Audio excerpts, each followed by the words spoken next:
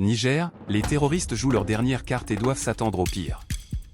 4 militaires et une douzaine de civils nigériens ont été tués lundi suite à une explosion sur l'axe Tiawa-Farié et une attaque contre le village de Diblo, dans l'ouest du Niger, selon un bilan de l'armée nigérienne diffusé par la télévision d'État sur la rive droite du fleuve Niger.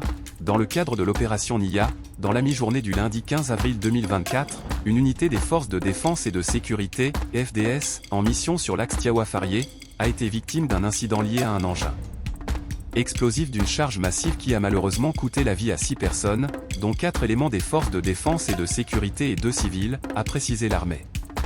Le même jour, aux environs de 20 h, des terroristes ont attaqué le village de Diblo situé à environ 24 km de Terra, tuant une dizaine de civils, a ajouté la même source.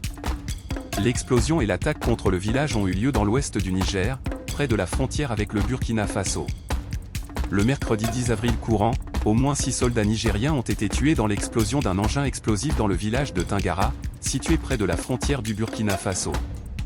Depuis 2017, la partie ouest du Niger, frontalière du Mali et du Burkina Faso, est en proie à des attaques armées.